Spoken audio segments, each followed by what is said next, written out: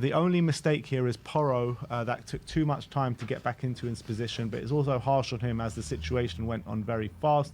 Kuti was one in the right position, making the central man. Sarr wasn't marking anyone here. Kuti has zero blame.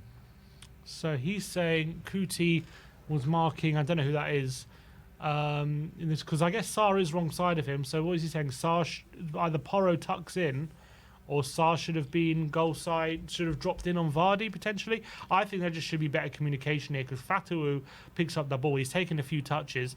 The problem I have with Romero here is he doesn't even seem aware that Vardy's behind him. And if he can just scream at Sarr to get goal side of him and then go and drop a couple of steps to Vardy, that would probably be the best course of action, I would say. The problem with Porro here is, in terms of him tucking in, you could argue he could tuck in, but I do believe if you see the wider picture, there's a player behind Porro as well. So I think he's probably a bit looking at him. But I'm just annoyed by the organisation. It just seems completely unorganised. And how can... There's two defenders there, Sarr and Romero, and they just leave Vardy completely free. Someone has got to be picking him up, and that's the most frustrating thing. Yeah, absolutely. And look, as Romero's a senior centre-back, he's got to be taking responsibility. He's got to be marshalling that back line, 100%. 100%. So, and there's no communication, there's no leadership. Even if you're arguing Kuti's in the right position, you can't say he takes zero blame. I'm sorry. He's got to take responsibility. He's the centre, but he's the... I completely get what you're saying. You know, Porro and Sarr definitely come into this as well, but I think the main culprit here is Kuti, in my opinion. Like, he's our general at the back. If we're unorganised, he takes blame for that. You know what I mean? Yeah. So he has to. Lily White Rose says, not many of us would swap any of Porro, Romero, Van de Ven or Doggy, but we see this time and time again. And I was actually saying this at the game yesterday. It's like, you would not transfer out any of these defenders. Mm-hmm. Like, they're all top defenders in their own right. Doggy, probably in the top, 2 left backs in the Premier League right now. Mm-hmm. Porro, one of the most goal contributions from a right back in the Premier League. Romero, World Cup winner. Van de Ven, everyone's been waxing lyrical about him. Yeah, it's just time and time again. We just see this garbage. As I've said, like, they're actually, as I've said, I actually think our defending is very good. But our defending is very good when we're not defending. Our defending is very good. Our defending is very good when we're going forward and we're penning the team in and we're preventing the opposition. But why are they not good when we're defending? Because I feel like, I don't know, it's a difficult question to answer. When we're you're actually a good defender when you're not defending. Huh? Yeah, we are. They actually defend really well. It sounds funny to say, but I really believe that. When we're on the front foot and we're penning the other team in, we defend really well, preventing the other team like gaining a foothold in the game. But once they do have a foothold and once they've gained a bit of territory and they're getting in on our back line and we need to be compact, we're all over the place. And when we have to defend properly, we seem so disorganised. We let runners go all the time. No one's marking anyone. Like, no one's taking responsibility for anything. No one's shouting, pick him up, pick him up. It just seems to be so haphazard. Stephen Power says this is Spurs' performance in the second half. Quite accurate, to be honest. Yeah, pretty much. Like, we're going to go, we're going to get a second goal? No. JLA says Tottenham are the only team who have the ability to look like 2009 Barcelona 1 minute and then 2008 Derby County the next. And that is literally what it was for that. Like, we concede and then bam, we're like under the cosh and we're conceding chances for fun. And look at that before, it's like we were creating chances for fun. It was all Tottenham up until that one moment. Then literally it flips on the dime, doesn't it? Yeah. It's madness. Oh, God. Tottenham Hotspur, what do you do to us, man? Luca THFC says, my head was on Mars. And this did actually really annoy me when Son miscontrolled this. Like, I tell you why this annoyed me. It wasn't because he did it at that specific moment. It's because it's something he's been doing a lot recently in really good positions. And this similar position, as soon as he gets the ball, for some reason, like, that should be a really simple control for a player of Son's quality. And he did that a few times against Bayern Munich as well in both games. So I don't know what's going on with him. I tell you what with Sonny, though. Time and time again, we've been in this position with Sonny, where doubt starts to creep in with certain people in the fan base. He always turns it around and he always answers those critics sooner rather than later. I'm not saying you are, but I'm saying people are. Yeah, I agree, but I'm just saying that specific thing has happened about 3 times in the last 3 games, and it's a bit annoying. I don't know. And at some point, it's going to click, and he's going to get it right, and we're going to see loads of goal contributions from him. I'm sure. But Sonny in form, he takes one touch and bang, gets a shot away there. Yeah. Shan THFC says, peak Spurs when this is our manager on the first day of the season and Twitter is in meltdown. Yeah, he looked like he was going to be sick at the end of that game when Richarlison missed that chance, obviously. Red County says, Spurs genius set piece versus Leicester. Yeah, this was not our proudest set piece, I think. When a set piece ends up, I was absolutely screaming at this point. I promise you, oh my God, I was absolutely screaming. We went from a corner to back to the keeper, and there was no need for it. There was no need for it whatsoever because there was so many passes on that Saar had. And actually, we were looking quite good when we were swinging it straight in as well. So there's no need to even play it short. It's so frustrating. There was so many passes on Saar could have done instead of go back to the keeper. Anyway, Hotspur Report says, what's your feeling towards Vicario shouting at 18-year-old Lucas Bergvall after his mistake leading to a chance versus Leicester? Yeah, as I say, I wasn't a massive fan of it. You know, he's a new kid on his debut, and I do kind of get like, just because he's 18, just because he's young and it's his debut, you got to be up for the harsh realities of the Premier League, and maybe Vicario was showing him a bit of that. But I also feel like Bergvall was put under a lot of pressure with that pass. He wasn't given any options. He probably could have done a bit better with that situation, and it did nearly cost us. But look, he knows he made a mistake. He knows he shouldn't be giving the ball away in that position. He doesn't need to be screamed at by Vicario, but I guess he at the moment.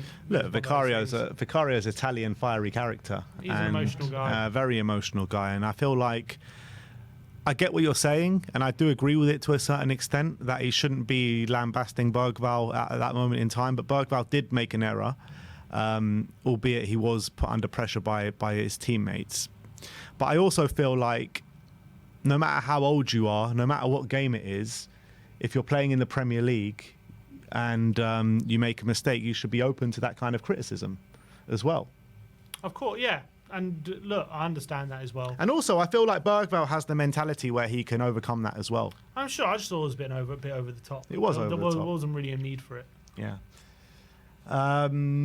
THFC Sue says it didn't make me feel better. He went and smashed Leicester 86-0, probably on amateur mode after the game. I'm not surprised. It doesn't give us 3 points. That's the main thing. United Spurs of America says you sat next to Archie Gray, perks, well, and that's Stephen showing me on TV last night, and there he says there he is, Yido. This was Ben on Sky live on Sky Sports. It's like they zoomed in on you when they spot a celebrity in the crowd. They're like, oh look, Ben's here at the game, unbelievable. And basically the next number these are just of tweets. Different shots of you looking variously angry and passionate and different stages of being a Spurs fan, I would say. All in the space of 20 seconds. All right, so we got an exclusive here. What was going on while you were on screen? What was happening? Bentancur was down injured. Yeah. So what were you? So there's a few theories. Were you giving it to Vardy? Were you chanting?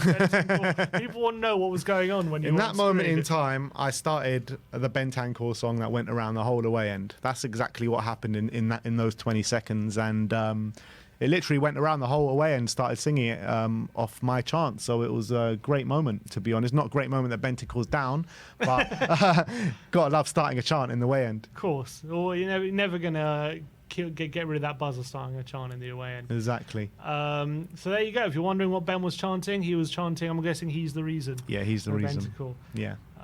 So there you go.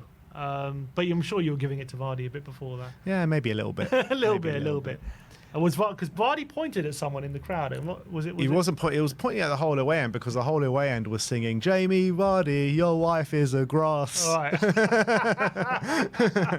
I see. So it wasn't pointing at you specifically. Not me specifically, but yeah, maybe better than some other songs we've directed at Jamie Vardy in the past.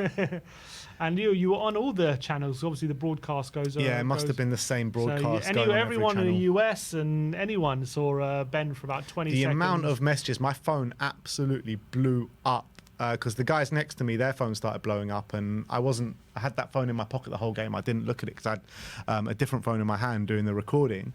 And I looked at my phone, and my phone was literally just non-stop going, getting WhatsApp messages, Instagram notifications, and then you told me to check Twitter, and Twitter was going absolutely mad as well. So everyone that watched this game, because usually when a fan pops up, it just like breezes past them for a second. Yeah. But this one, like I was on it for like 15, 20 seconds. LA Baller says, 1 trip to Korea and now casually on national TV. That's how it is for these celebrities, these A-listers.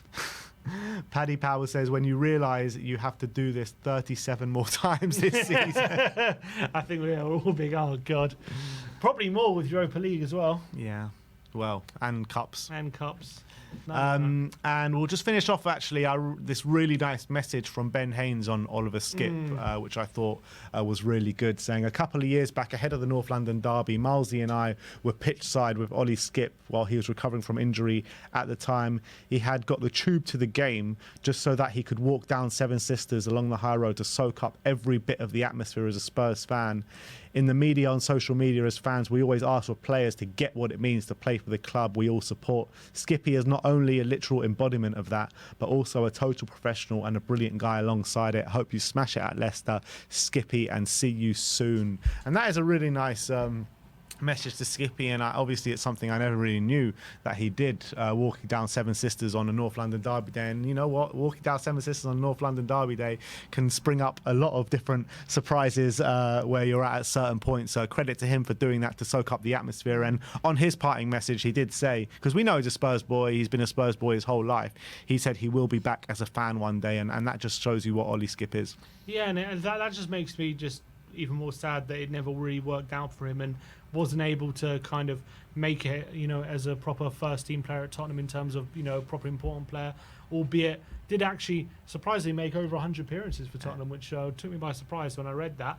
But I really thought, he was going to be a player, in a mainstay in the team. Didn't quite happen for him, but look, you never know what can happen in the future. If he kills it at Leicester and we need a midfielder down the line, I wouldn't be surprised if we revisit him. Who knows?